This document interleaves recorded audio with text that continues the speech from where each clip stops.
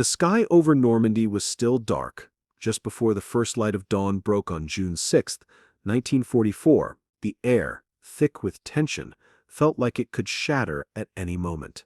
Lieutenant Zuri Walter Omson, stationed at the Kriz battery, stood firm behind his binoculars.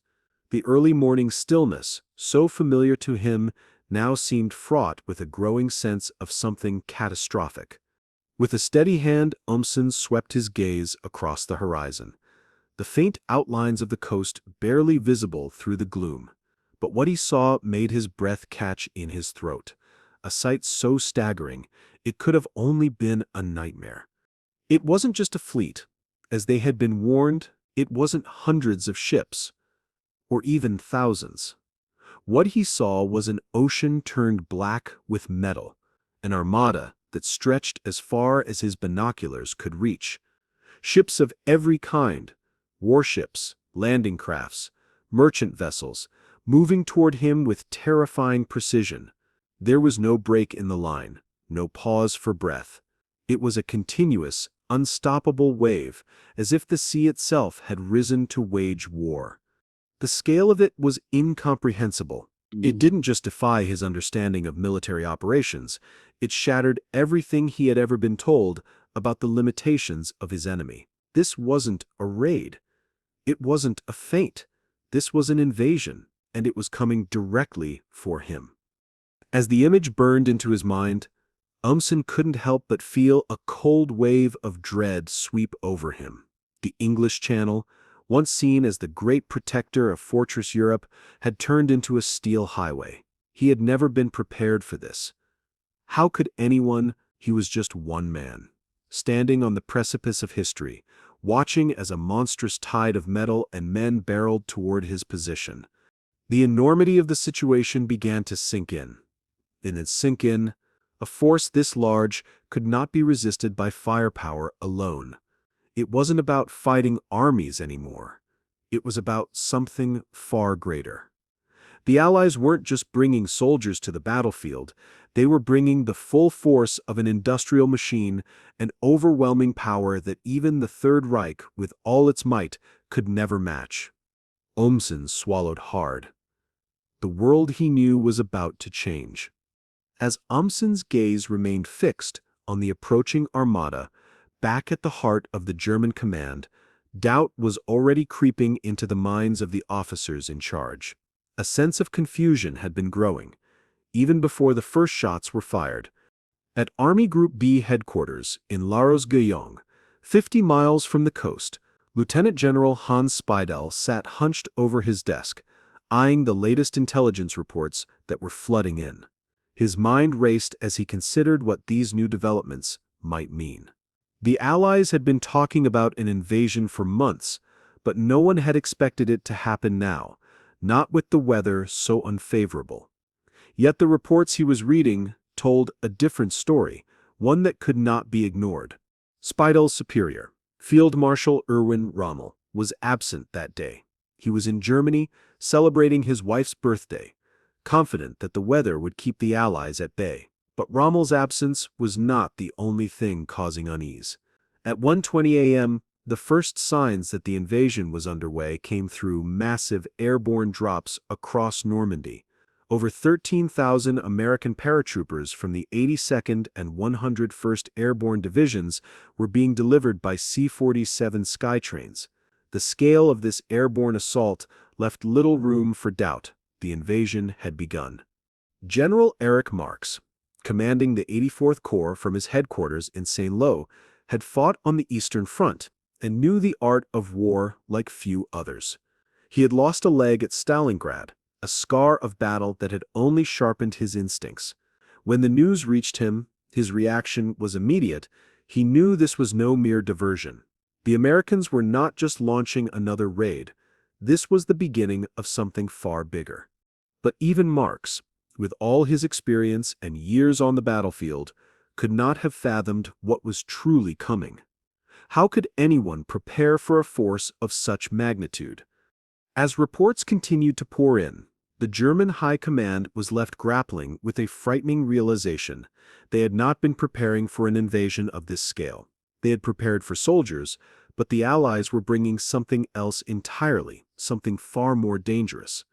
What the Germans were facing was not just an army, but the full weight of an industrial revolution. The Allies were coming not only with soldiers, but with tanks, aircraft, and warships, each a testament to a war machine far beyond the reach of the German military. The scale of the assault was becoming clear, and with it, the magnitude of their failure to anticipate the enemy's power. German defenses along the coastline had been set up with a clear, limited objective in mind: to repel an invasion force of perhaps 20 divisions, supported by roughly 3,000 vessels. These calculations were based on what German intelligence believed the Allies could muster, a far cry from the terrifying reality that was now unfolding before their eyes. At this moment, those in charge could not help but wonder, had they underestimated the enemy, and if so, was it too late to stop what was coming? By the time the first shells from Omson's battery began to streak toward the advancing Allied fleet, the German defenders on the coast had already witnessed a spectacle that was beyond comprehension. The sheer size of the force was nothing short of a physical manifestation of power, the likes of which they had never seen, nor even imagined. The naval bombardment began with a thunderous roar at 5:30 a.m. Waves of shells exploded across the shorelines, sending plumes of dust and debris into the air. The German defenses had been prepared for an enemy landing, but not for the kind of firepower they were now facing. In the first hour alone, the USS Texas unleashed 255 rounds from her 14-inch guns, each shell weighing over 1,400 pounds. The firepower of just one American ship in that hour would surpass the entire artillery stockpiles of many German regiments. For the Germans, this was not just an attack, it was an awakening. The Allies had not only come in greater numbers, but with weapons and capabilities that dwarfed anything the Germans had at their disposal. As the shells continued to fall, the realization began to set in. They were facing an industrial might that was unlike any war they had fought before. This wasn't a battle between armies, it was a clash of entire economies, an industrial juggernaut against a system already on the brink of collapse. The devastation on the beach was immediate. The American destroyers, taking no heed of the risks, moved in closer to the shoreline. Their guns roared, sending precise blasts of fire onto German strongpoints, fortified positions that had once seemed impregnable. Each shot from the destroyers seemed to mock the German defensive efforts. For every bunker that survived the bombardment, a dozen more were reduced to rubble. But the industrial might didn't end with the naval bombardment. Above the beach, the sky was soon filled with Allied aircraft. More than 14,000 sorties flew overhead, each one pushing the limits of what had once been considered air superiority. In contrast, the Luftwaffe had only around 300 planes across all of France. The Germans tried to retaliate, but their efforts were hopelessly outmatched. At 5:45 a.m., Major Rice F. Priel, commanding a squadron of the Luftwaffe, led the first and only attack of the morning on Sword Beach. His squadron, outnumbered and outgunned, strafed the beach once before being chased off by a swarm of Allied fighters. It was a short-lived and hopeless gesture, one that highlighted just how far behind the Germans had fallen in the air war. On the ground, the German infantry at Omaha Beach, stationed in positions that seemed ideal for repelling an invasion, opened fire as the first waves of American infantry hit the sands. The machine guns barked in unison from the concrete bunkers, creating deadly, interlocking fields of fire. The first American troops, the men of the 1st and 29th Divisions, were met with hellfire from entrenched German positions. The beach quickly became a killing ground. American soldiers fell in droves, their bodies floating in the surf as the waves turned red with blood. For a brief, terrifying moment, it seemed as if the Atlantic Wall might hold. The German defenders were resolute, firing relentlessly, convinced that the weight of their defenses would be enough to repel the invasion. But then, something unprecedented occurred. The American destroyers moved in closer, defying convention and risking everything to break the German defenses. By 8 a.m., with the situation at Omaha Beach hanging in the balance, the destroyers came within 1,000 yards of the shore. They unleashed a relentless barrage, turning their 5-inch guns on the German strongpoints with pinpoint accuracy. At this range, they couldn't miss. One by one, the German positions began to fall. The tide of the battle was shifting. The Allies weren't just winning, they were reshaping the rules of war. It was no longer about tactics and battlefield heroism. It was about industrial might, precision, and the willingness to risk everything, men and machines alike, in the pursuit of victory. As the bombardment continued, and the first waves of American infantry stormed the beaches, the German defenders at Omaha Beach found themselves entrenched in positions that had been deemed the strongest on the entire coast. From the heights overlooking the beach, machine guns nestled in reinforced concrete bunkers had long been considered a formidable defense against any invasion. Yet, on this fateful morning, those defenses were about to face an enemy like none they had ever seen.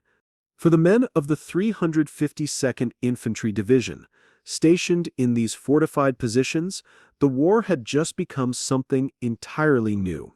The first wave of American soldiers came under fire just as they hit the sand.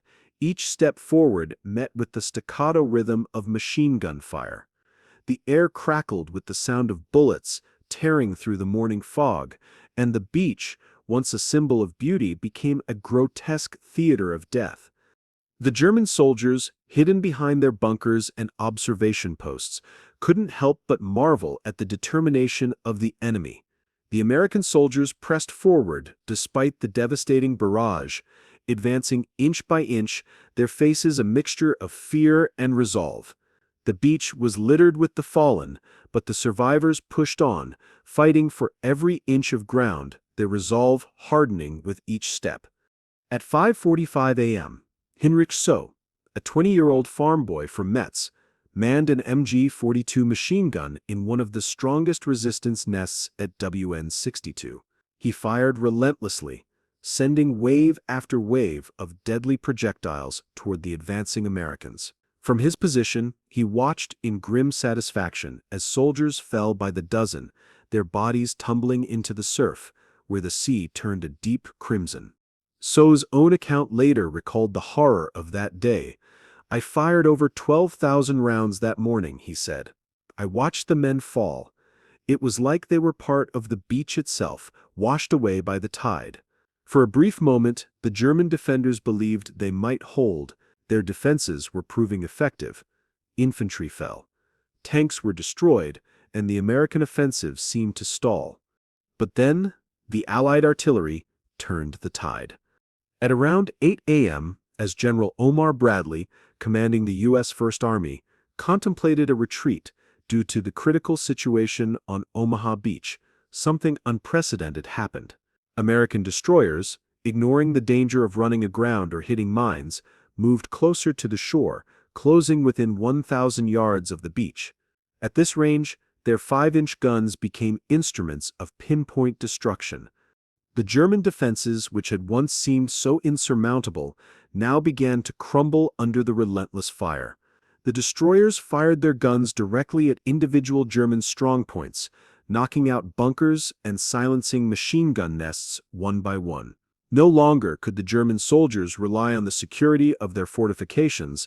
The first time in history, naval ships were firing so close to land, they were essentially part of the infantry's advance. For the Germans on Omaha Beach, the realization hit like a ton of bricks. They were fighting not just men, but machines. Machines that could replace their losses faster than they could count them. Machines that could fire, reload, and fire again with a precision and consistency that no human force could match. The German resistance began to fracture. The Americans, though decimated by the first wave, were now able to advance under the cover of naval gunfire. The destroyers' relentless barrage was not just breaking German positions, it was breaking their will. As the beach became a scene of total chaos, the interlocking fields of fire from the German defenses started to loosen. The fortified positions that once seemed invincible now became a trap. For every German machine gun that remained operational, 10 more American soldiers crossed the beach. The invasion had begun in earnest, and it was clear to the Germans that this was no longer a fight they could win. By the time the sun climbed higher in the sky, the situation on Omaha Beach was still perilous. The waves of American infantry that had initially been decimated were slowly starting to gain ground. The blood-soaked sands had become a battleground like no other in history, but amidst the chaos, one thing was clear: the Germans were losing their grip on the beach. The destruction wrought by the naval bombardment had softened the German defenses, but it was the courage and persistence of the American soldiers that turned the tide. They fought with a desperation that matched the brutality of the assault, their determination now forged in the flames of battle. They had come expecting death, and they met it head-on, each soldier carrying with them the weight of their mission. Yet it wasn't just the soldiers on the ground that began to change the course of battle. It was the sheer volume of resources at the Allies' disposal. The American destroyers, having already demonstrated their decisive role, were not content to rest on their initial success. They had only just begun. By 8 a.m., with Omaha Beach still teetering on the edge of disaster, the decision was made to send in the destroyers once more. At this point, they had become essential to the battle, an arm of the infantry in their own right. Ignoring the risk of becoming sitting ducks on the shore, the USS McCook, USS Carmack, USS Doyle, and USS Frankfurt moved ever closer to the German strongpoints. The 5-inch guns on these ships unleashed a deadly barrage, each shell finding its mark with alarming precision. The German defenders, already battered by the initial waves of infantry, found themselves under assault from yet another direction. The accuracy and consistency of the naval fire were overwhelming. In the face of this unrelenting assault, the German defense lines started to falter. The fortified positions that once seemed invincible were crumbling beneath the firepower of a force that refused to be stopped. The Allies were not just employing superior numbers, they were deploying an entire industrial war machine in a way that the Germans could never have anticipated. They had prepared for soldiers, for armies, but the Allies brought factories to the battlefield. With every shell that exploded against German positions, the Allies demonstrated not only their superiority in terms of firepower, but their ability to replace losses with staggering speed. The German soldiers, trapped in their positions and now pinned down by naval artillery, began to experience the first true signs of panic. What had once been a calculated defense had turned into a desperate struggle for survival. The German officers began to realize that they were facing something far bigger than a mere invasion. They were up against a tide of material that could not be stopped. And it wasn't just the naval firepower. The landing craft continued to arrive, hour after hour, an endless procession of men and machines. By noon, more than 100,000 Allied soldiers had been landed on the beaches, the beginning of a force that would soon overwhelm anything the Germans could muster. Landing ships, armored vehicles, amphibious trucks, they all kept coming, each wave larger and more determined than the last. For the Germans, the full weight of the Allied industrial machine was beginning to take shape in a way that was impossible to ignore. Every time they thought they had held the line, another wave of firepower or soldiers would crash against them, reinforcing the grim reality: there was no stopping this invasion. The numbers were too great, the firepower too overwhelming, and the resolve of the American soldiers too fierce. As the day wore on, German commanders realized that the beach could no longer be held. The strongpoint at Omaha Beach, once seen as impenetrable, had been reduced to rubble. The few remaining German soldiers could only retreat to new positions, hoping for a miracle that they knew would never come. The tide had truly turned, and it was no longer a matter of holding the beach. It was about retreating in order to save whatever remained of their forces. The Americans had arrived in overwhelming force, And for the first time since the war had begun, the Germans understood what it meant to face not just an army, but an industrial juggernaut capable of grinding everything in its path into dust. By June 7th, the beaches were no longer the only front. The Allies had established a foothold on the Normandy coastline, and as the hours passed, it became clear that the German defenses were rapidly losing their ability to fight back effectively. But this wasn't just about brute force. It was about logistics, industry, and the incredible speed with which the Allies could replace and reinforce their forces. In just one day, the scale of their industrial might had become undeniable. The Germans, for all their preparation, were starting to see that this war was no longer about soldiers on the ground or tanks in the field. It was about the sheer weight of the materials and resources that the Allies could bring to bear. While the German military struggled with shortages, logistical nightmares, and dwindling resources, the Allies had mobilized their entire industrial complex. One of the most striking demonstrations of this was the creation of the mulberry harbors. These artificial harbors, built in Britain and transported across the Channel, were a feat of engineering that seemed to defy belief.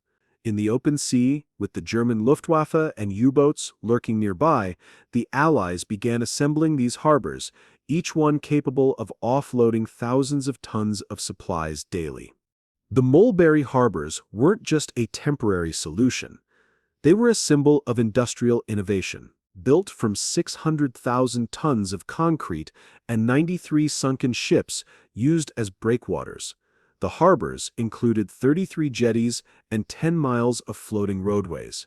Within just 2 weeks of being put into operation, the mulberry harbors were handling 9,000 tons of supplies a day, more than many of the ports in France had ever been capable of.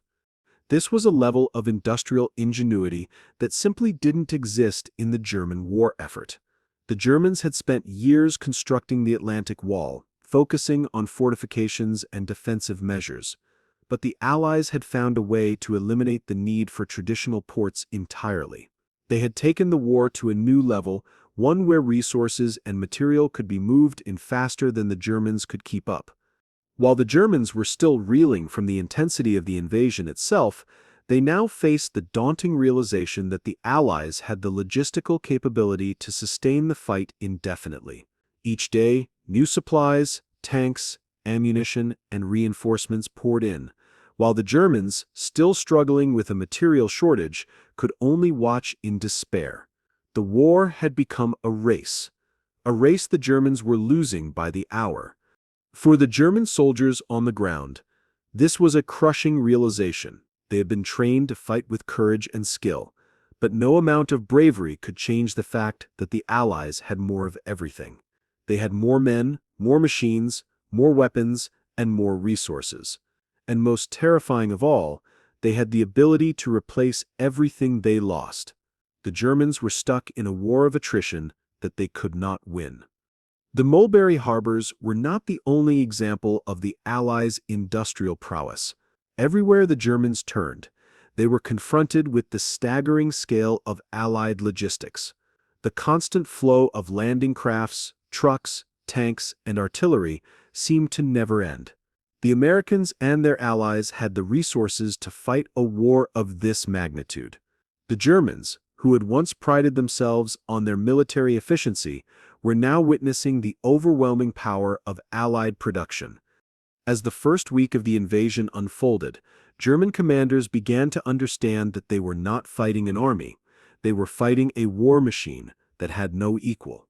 The tide of war was shifting, and it was shifting not because the Allies were better soldiers, but because their capacity to wage war was so far beyond what the Germans could hope to match. By mid-June, the German military was beginning to unravel in a way that few could have predicted.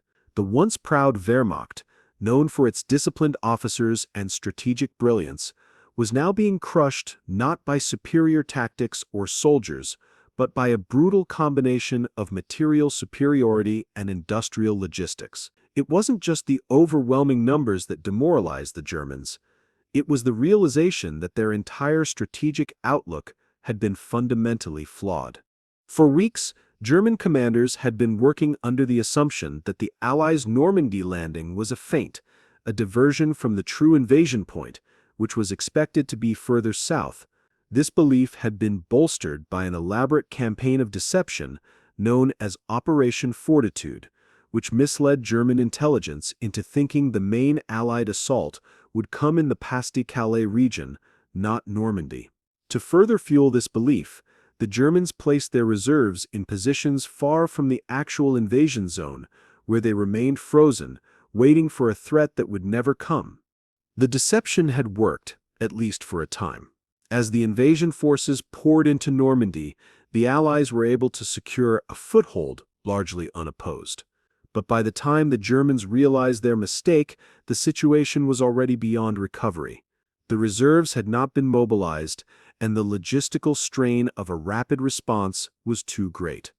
The Allies were already too entrenched, their supply lines secure, their numbers growing exponentially. It was in the wake of this realization that General Leo von Schweppenberg, commander of Panzer Group West, discovered the deception. Captured documents revealed that the real Allied forces had already landed in Normandy, with General Patton commanding the Third Army in a location that had been declared fictitious by German intelligence. By the time this intelligence reached the High Command, the Allies were firmly established in Normandy, and their advance could not be halted. As June wore on, German commanders began to grasp the full scope of their failure. They were not just dealing with a military setback, they were dealing with an industrial catastrophe. The Allies, with their boundless resources, had managed to land over 156,000 men, 20,000 vehicles, and 1,700 tanks within the first 24 hours of the invasion.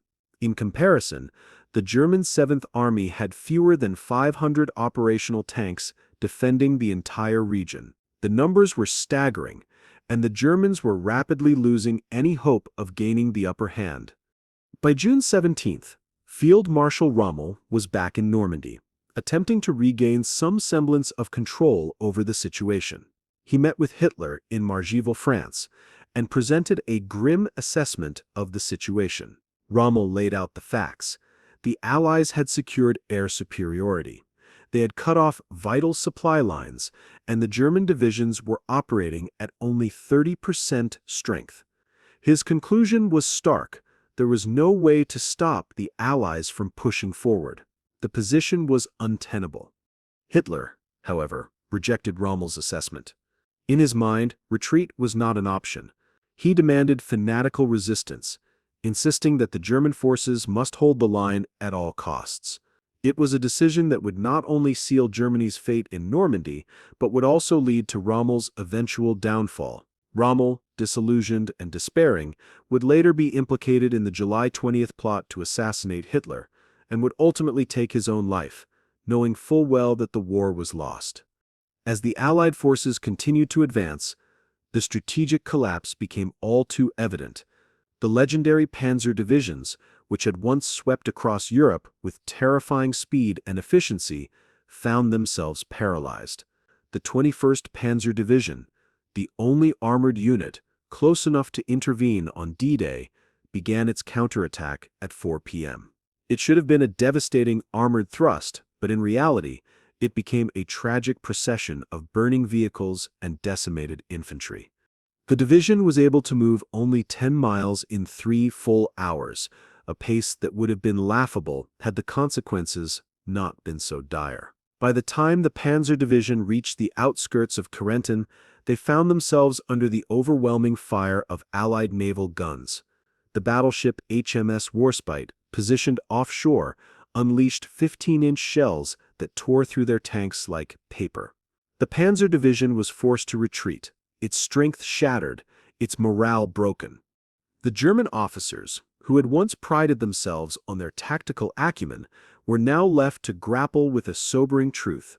The war had changed, and their outdated strategies were no match for the industrial might that the Allies had brought to bear. The final remnants of the German strategy in Normandy began to crumble under the weight of this new reality. By the end of June 1944, the Germans had been forced to reckon with a defeat they couldn't fully comprehend. The battlefield was littered with the wreckage of what had once been a powerful military force. The panzer divisions that had conquered France in 1940, the fortified positions of the Atlantic Wall, and the very ideologies that had fueled their rise. The war was no longer about courage or tactical genius, it was about industrial power, and the Allies were proving that they possessed it in spades. For the German officers who had witnessed D-Day firsthand, the implications of the invasion went far beyond the loss of men or tanks. They had not only seen their military might falter, they had seen their entire worldview crumble before their eyes. The victory they had so long believed was inevitable was now a distant memory, replaced by the harsh reality of a new kind of warfare, one that they were ill-prepared to face. The psychological toll on the German officers was profound. Young officers who had grown up under the Nazi regime were particularly affected. They had been taught to believe in the superiority of the German soldier, in the strength of their industrial capabilities, and in the weakness of their enemies. They had been told that the Allies were soft, spoiled by luxury, incapable of sustaining a prolonged war. What they had witnessed on D-Day, however, had shattered that illusion. As the battle continued, the Germans found themselves not fighting armies, but factories, machines that kept coming, wave after wave, with no sign of slowing. The relentless pace of the invasion, the never-ending flow of men, materials, and firepower was overwhelming. And it wasn't just the numbers that were the problem, it was the technology gap that became glaringly evident in the months that followed. The German officers had long prided themselves on their technical expertise, their ability to build tanks, airplanes, and weapons of war that could rival anything the Allies had. But what they didn't understand was the depth of the industrial capabilities the Allies possessed. The Allies were not only manufacturing weapons, they were manufacturing an entire war. Their factories, operating around the clock, produced everything needed for battle: trucks, tanks, aircraft, ammunition, and even specialized vehicles like the DUKW amphibious trucks that solved logistical problems the Germans couldn't even imagine. The German response to this industrial onslaught was feeble at best. They were fighting an enemy that could replace anything lost in battle within a matter of hours or days. The Germans, on the other hand, were already struggling with shortages of fuel, equipment, and most importantly, men. By July, the German divisions in France were operating at a fraction of their intended strength. The Allies, in contrast, had never been stronger. Each day, new divisions arrived, fresh from training in America or Britain, fully equipped and ready to fight. At the same time, the Germans were still trying to hold the line with outdated tactics. The legendary panzer divisions, which had once been the backbone of German success, now found themselves bogged down by Allied air superiority and relentless naval bombardment. The 21st Panzer Division, the only armored unit close enough to intervene in the initial days of the invasion, had launched its counterattack at 4 p.m. on D-Day. But by the time it reached its target, the situation had already changed irreparably. The division could barely move 5 miles in 3 hours, and when it finally reached British positions, it encountered a level of firepower that it was ill-equipped to handle. The Germans were not just fighting a military campaign, they were fighting against the industrial might of the Allies, and in that contest, they had no hope of winning. It wasn't about tanks or planes anymore. It was about the ability to keep producing, to keep pushing forward despite the losses, to maintain an endless supply of men and material. The Germans had no such capacity. For the surviving officers, this realization was even more devastating than the loss of the battle. Their pride, their sense of superiority, had been stripped away in a single brutal moment. The very ideas that had driven their fight, the belief in German racial superiority, the belief in the might of the German soldier, had been invalidated. They had witnessed firsthand that in this new era of industrial warfare, it was not bravery or tactics that won wars, it was production, logistics, and the ability to keep fighting no matter the cost. The psychological toll of this defeat was immense. The German officers who survived the battle were forever changed, not just by the loss of the war, but by the collapse of their entire worldview. They had seen the truth that industrial power had replaced military strategy, and that no amount of ideology or bravado could change that.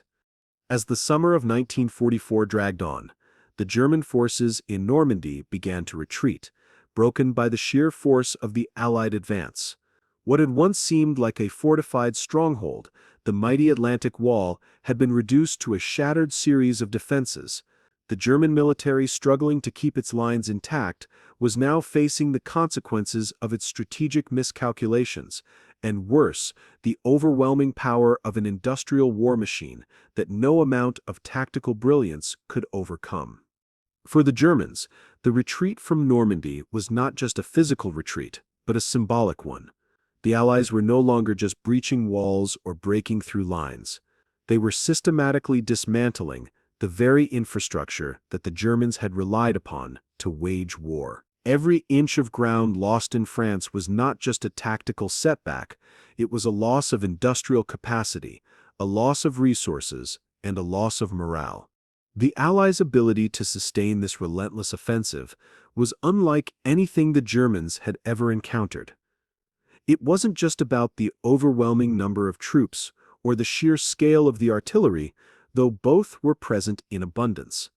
It was about the fact that the Allies could replace everything they lost at a speed that outpaced the Germans' ability to resupply their own forces. Every destroyed tank, every downed aircraft, and every soldier lost in battle was replaced within days, sometimes hours.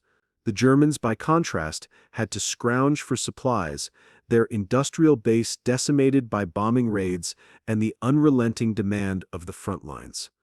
It wasn't long before the Germans began to abandon their positions, retreating to more defensible areas further inland. But this retreat wasn't just a strategic move. It was a desperate attempt to regroup in the face of an enemy that was now operating on an entirely different level. And as they retreated, the full scope of the Allies' material advantage became even more apparent. The Americans and their allies were pushing forward with an industrial might that simply couldn't be matched. The Allies had not only secured their beachheads, but they had begun to dismantle the German defense network. The Mulberry harbors, which had been established to bring in reinforcements and supplies, were now fully operational and handling thousands of tons of supplies every day. The Allies' ability to maintain their operations, to keep their troops supplied and their tanks rolling, was a testament to the power of industrial logistics. Meanwhile, the Germans were struggling to even maintain their positions, their supply lines cut off by the Allies' advance. The final blow to the German forces came with the launch of Operation Cobra in late July 1944. The Allies had carefully built up their strength in Normandy, and with the combined power of air, naval, and ground forces, they struck decisively. In a matter of days, the German defenses were broken wide open. The Germans attempted to mount a counteroffensive, but the combination of Allied air superiority and naval bombardment crushed any hope of a successful defense. As the Allied forces advanced into the heart of France, the German forces were pushed back, scattered, and broken. The once proud panzer divisions were no longer a cohesive force. The surviving units, tired and demoralized, retreated in disarray. The industrial superiority of the Allies had proven too much for the Germans to handle, and with each passing day it became clearer that their defeat was not just inevitable, it was mathematically certain. On August 25, 1944, Paris was liberated, marking the final act of the German collapse in Normandy. The city, once a symbol of German dominance, was now a symbol of Allied triumph. The German military, defeated and broken, was left to grapple with the reality that the war was lost, not because they had been outmanned or outgunned, but because their enemy had simply outproduced them. They had fought a war of attrition, but the Allies had fought a war of industrial capacity. The end of the battle for Normandy was not just a military defeat, it was the end of an era. The German military, which had once prided itself on its superior tactics and fighting spirit, was now a shadow of its former self, its forces scattered and destroyed. The Allies, with their unmatched industrial might, had dealt a blow to Nazi Germany that it could never recover from. The war would drag on for another year, but the course had already been set. The defeat at Normandy was the turning point, the moment when it became clear that the Allies' industrial capacity would not only win the war, but end it. As the dust settled in Normandy, the scope of the victory began to sink in, not just for the Allies, but for the world. The liberation of France, the rout of the German forces, and the destruction of the vaunted Atlantic Wall marked the end of one chapter in the war and the beginning of another. But for the German officers who had survived the battle, the aftermath was less a celebration of victory than it was a period of reflection, one that would shape the future of Europe for years to come. The German soldiers who remained on the battlefield were broken, their morale shattered not just by the physical toll of battle, but by the realization of how fundamentally they had miscalculated the nature of the war.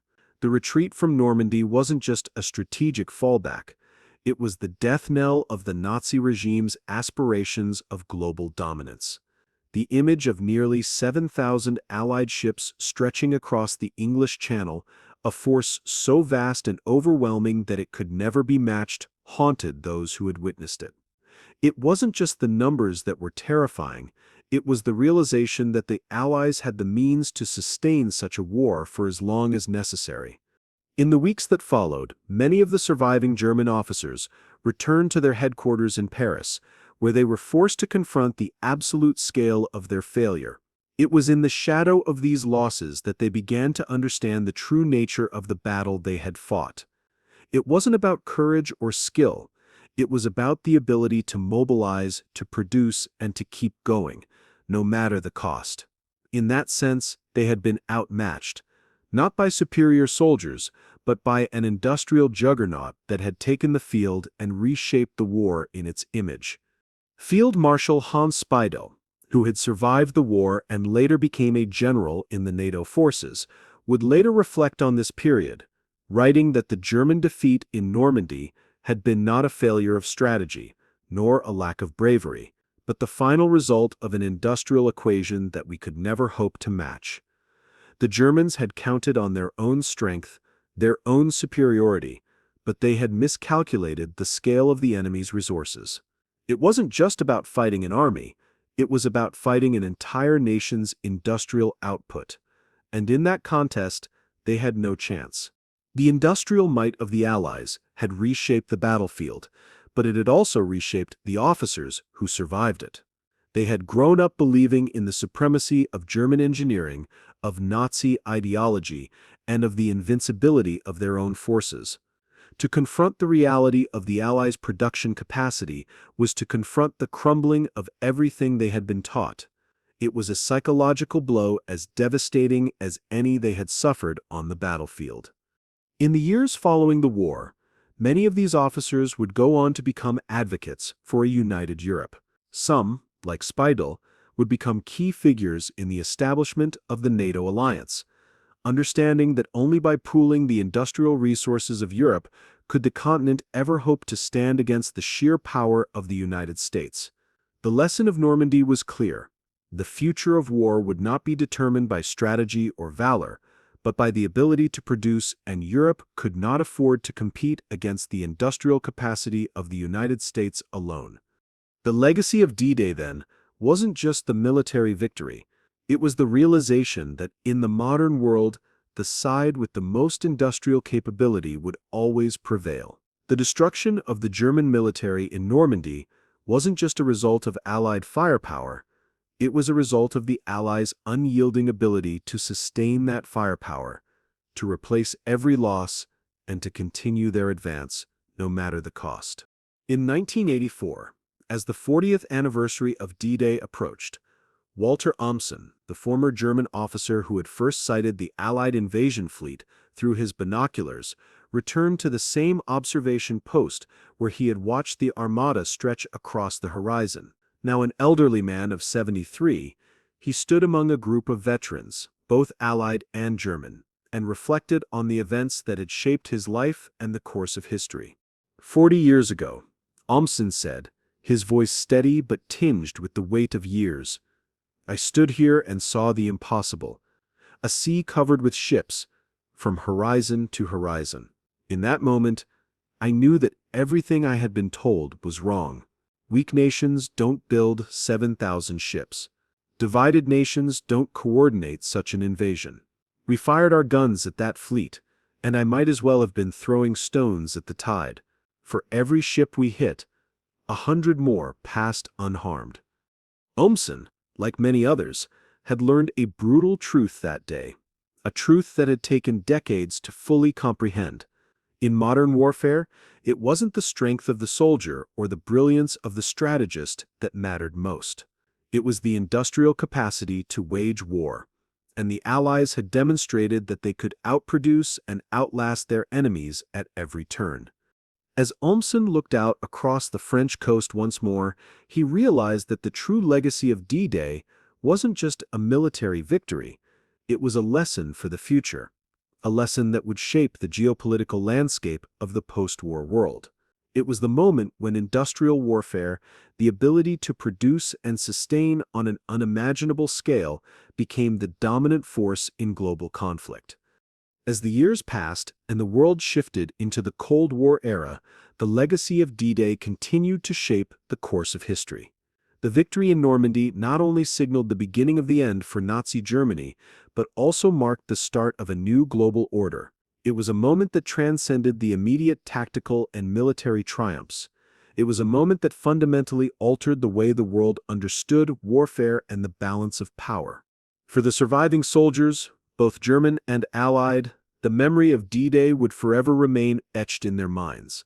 For the Germans, it was a bitter reminder of the war they had lost, not because of superior strategy, but because they had been outproduced and overwhelmed by an industrial force they had never truly understood.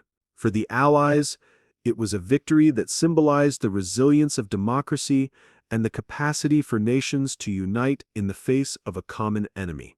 The transformation of the post-war world was dramatic. Europe, once shattered by the horrors of war, began the long process of rebuilding. The Marshall Plan, spearheaded by the United States, helped to restore the economies of Western Europe, ensuring that the industrial might that had been used for destruction would now be harnessed for reconstruction. Germany itself, divided by the victors, began its own path to recovery. The rise of the European Union, which would begin as a loose economic union and later evolve into a political and military alliance, was, in many ways, a direct result of the lessons learned during the war. The German officers who had once led the Wehrmacht now saw the necessity of pooling resources to ensure that Europe would never again face the overwhelming industrial power of another adversary. For the United States, the victory in Normandy was more than just the defeat of Nazi Germany. It was the moment when the United States cemented its role as the world's preeminent industrial and military power. The war had reshaped the global balance of power, but the industrial might displayed during the invasion of Normandy would continue to shape the future of warfare. The United States would go on to lead the West during the Cold War, and its ability to produce weapons, vehicles, and technology at an unprecedented scale would remain a defining feature of the U.S. military throughout the 20th century. The German officers who had survived the war would carry the lessons of Normandy with them throughout their lives. Some, like Hans Speidel, would become key figures in the rebuilding of Europe, helping to integrate Germany into the Western Alliance. Others would reflect on the failure of their once proud military and the deep psychological toll that the war had taken on their generation. But despite their personal losses, many of them came to understand that the war had not been lost on the battlefield. It had been lost in the factories, in the capacity to produce, and in the overwhelming power of a united industrial force that could outlast and outfight them at every turn. In the decades after the war, D-Day would become more than just a military victory. It would become a symbol of hope, unity, and the power of industrial innovation. The lessons learned in Normandy, both by the Allies and the Germans, would go on to shape the strategies of future wars, but more importantly, they would influence the development of the modern world. The world saw for the first time that the side that could sustain a conflict, not just fight it, would be the one to emerge victorious. As the 40th anniversary of D-Day approached in 1984, the world reflected on the lessons learned from that fateful day.